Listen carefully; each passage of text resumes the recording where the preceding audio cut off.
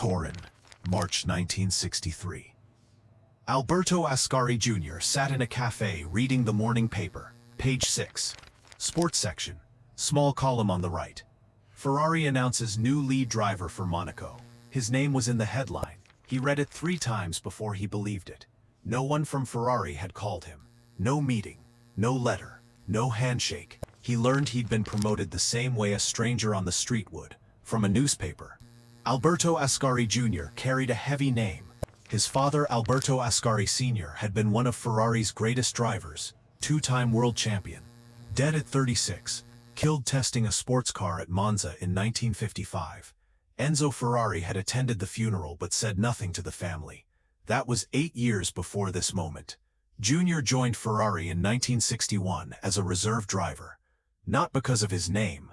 Ferrari hated nepotism, but because he was fast, disciplined, quiet in the garage, aggressive on the track. For 2 years he waited. Test sessions, practice laps, occasional substitute drives when lead drivers were injured.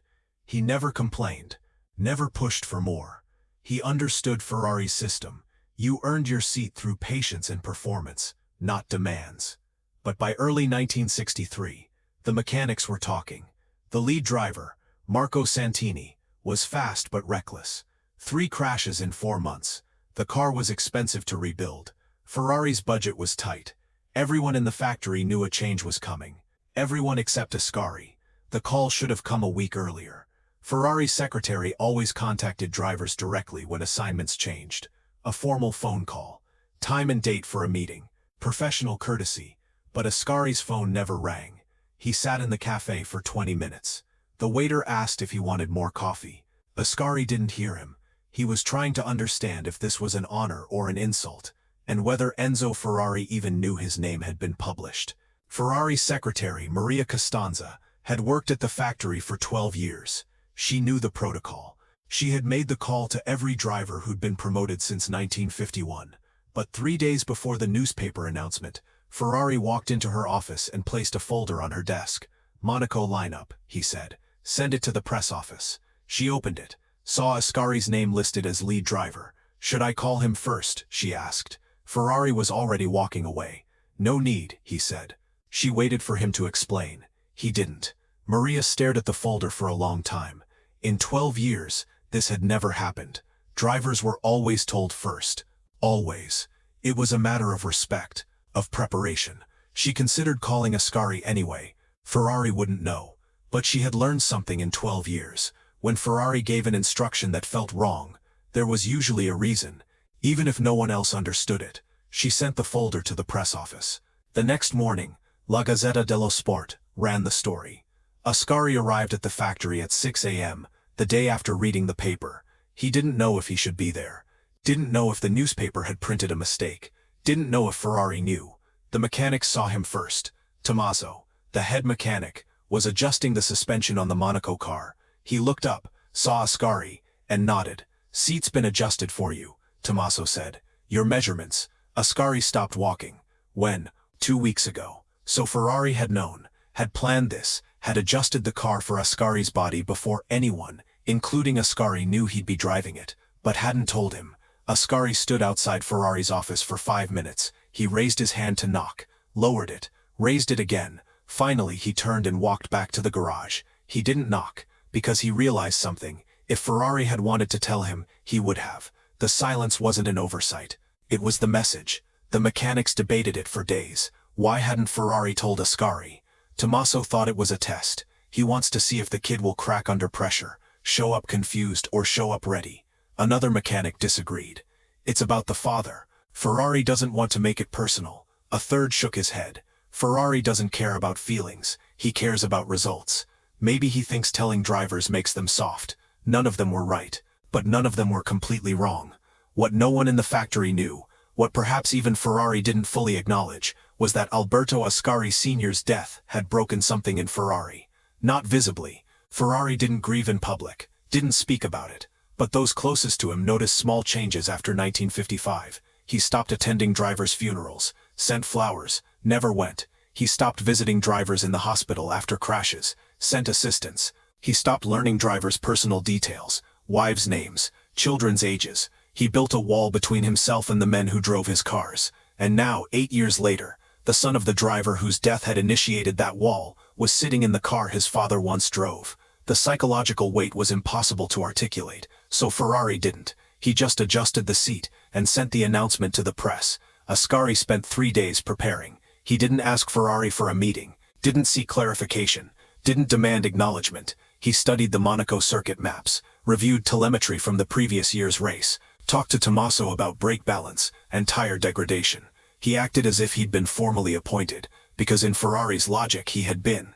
The newspaper was the appointment letter. The other drivers noticed. Marco Santini, the man being replaced, arrived at the factory on the 4th day. He'd been in Milan, hadn't seen the announcement. He walked to his usual car, the Monaco car, and found Ascari adjusting the mirrors. "What are you doing?" Santini asked. "Preparing," Ascari said. "For what?" Ascari looked at him for a long moment. "You haven't read the paper?" Santini's face went white. Santini did what Ascari hadn't. He knocked on Ferrari's door, didn't wait for an answer, walked in. The conversation lasted 4 minutes. Those outside heard Santini's voice rise, heard Ferrari's voice stay level. Then silence. Santini walked out, face pale, packed his things from the garage, left the factory. No one saw him again that season. Tommaso asked Ferrari later, carefully, if Santini had been told about the change before the announcement. Ferrari looked at him. He knew his performance was inadequate. "But did you tell him he was being replaced?" "I told the press." Tommaso didn't ask again. What Tommaso didn't know, what no one knew, was that Ferrari had written 2 letters the night before the announcement went to press. One to Ascari, one to Santini. Both sat on his desk, sealed, addressed. At midnight, Ferrari burned them both. Ferrari sat at his desk and watched the paper curl into ash. The letter to Ascari had been brief. "You will drive Monaco. Seat is prepared. Perform as expected." The letter to Santini had been even shorter. "Your contract will not be renewed for Monaco. Performance insufficient." Both letters were true. Both were clear. Both were professional. But as Ferrari looked at them, ready to be sent, he realized something. The letters assumed communication was necessary. But what if it wasn't? Ascari would see the announcement. He would understand. He would prepare. Santini would see it. He would understand. He would leave. The outcome would be identical. But without the letters, something else would happen. Both drivers would have to decide how to respond without Ferrari guiding them. Ascari could panic, could demand explanation, could feel insulted and quit, or he could accept it as the appointment it was, and prepare. Santini could rage, could fight, could demand a meeting, or he could accept the end and leave with dignity. Ferrari was testing something deeper than driving skill. He was testing character under ambiguity.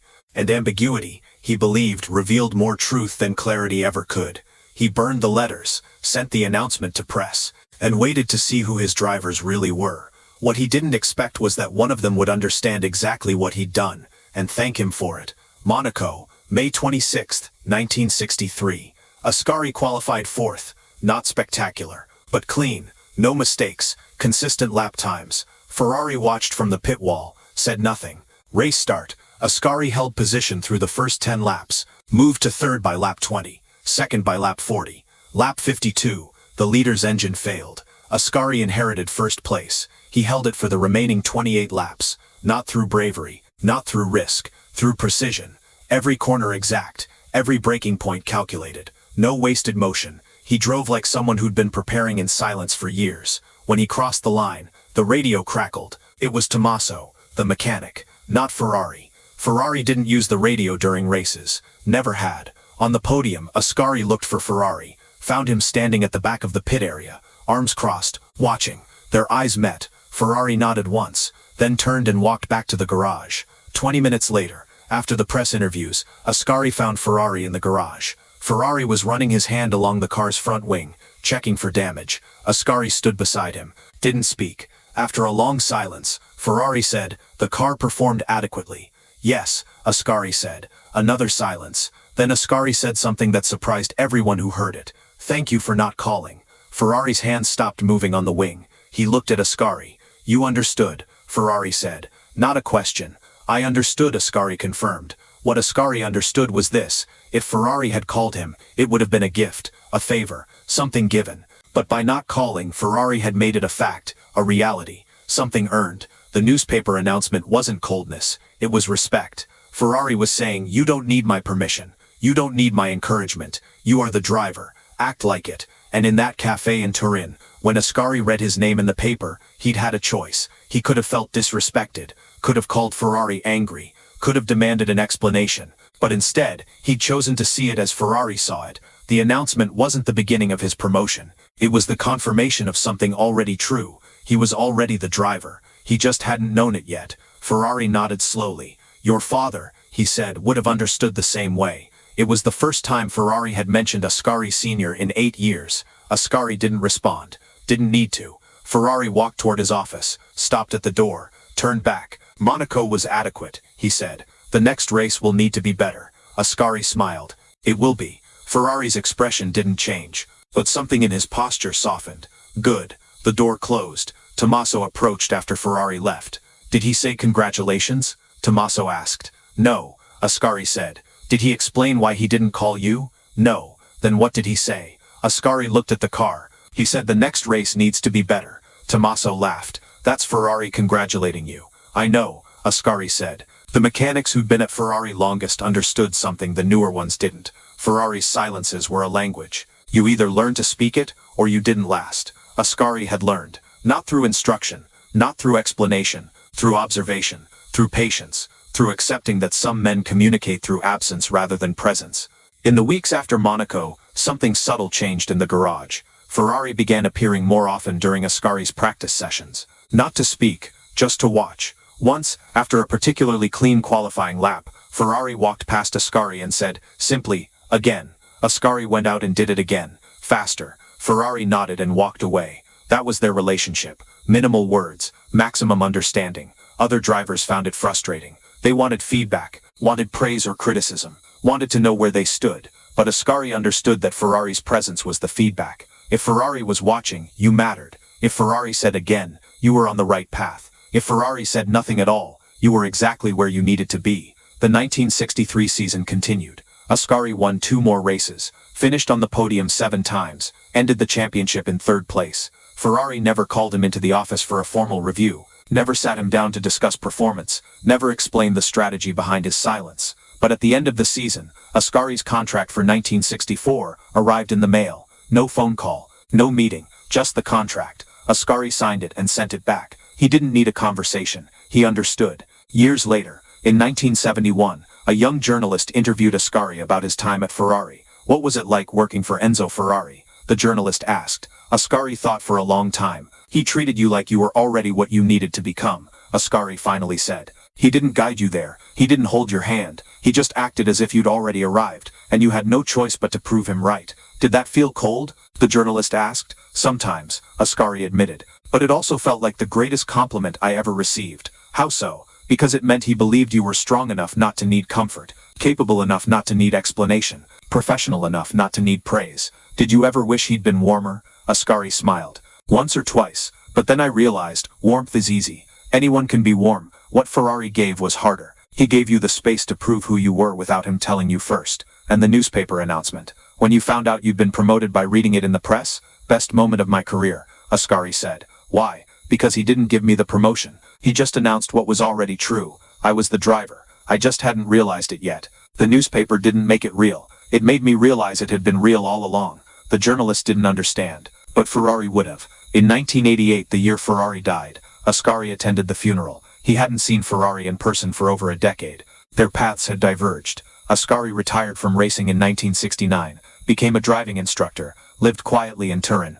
But when he heard Ferrari had died, he took the train to Modena. The funeral was massive. Thousands attended. Politicians, drivers, engineers, celebrities, everyone who'd been touched by Ferrari's empire. Ascari stood at the back. After the service, as the crowd dispersed, Maria Costanza, Ferrari's former secretary, now in her 70s, approached him. "Alberto," she said, "I'm glad you came." "Of course," Ascari said. "I wanted to tell you something," Maria said. "About the announcement." Ascari looked at her. "Ferrari wrote you a letter," she said. "The night before the press release. He wrote one to you and one to Santini." "I never received a letter," Ascari said. "I know. He burned them. Both of them. I found the ashes in his wastebasket the next morning." Ascari was quiet for a long moment. "What did the letter say?" he asked. "I don't know. They were sealed. But I always wondered if you knew, if he'd told you later." "He never told me," Ascari said. Does that bother you? That he wrote it but never sent it? Ascari looked across the cemetery, at Ferrari's grave, at the flowers, at the legacy of a man who built an empire on steel and silence.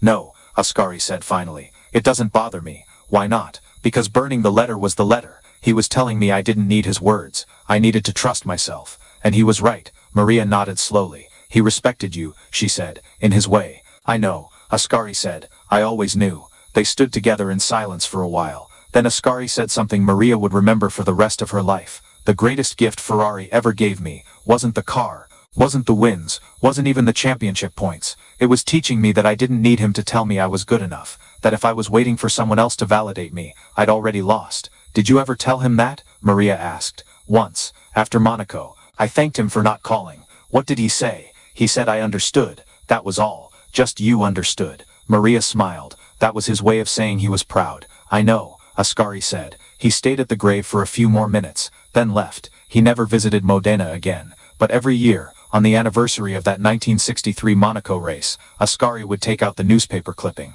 the one from La Gazzetta dello Sport. Ferrari announces new lead driver for Monaco. He'd kept it, framed it, not because it was the moment he became a lead driver, but because it was the moment he realized he already was one. And Ferrari, in his silence, had known it before anyone else. The clipping hung in Ascari's home office until he died in 2003. In his will, he left it to the Museo Ferrari in Modena. It's there now, in a small display case, easy to miss among the trophies and cars and photographs of legendary victories. Just a yellowed newspaper clipping, a small column, a simple announcement. But to those who understand Ferrari's language, the language of silence, of respect through absence, of trust expressed through withholding, it's one of the most profound artifacts in the entire museum, because it represents something Ferrari believed deeply but rarely articulated, that the greatest leaders don't create followers, they create other leaders, and they do it not by telling people who they are, but by treating them as if they already are, even when those people don't know it yet, especially then. Have you ever been given responsibility without explanation?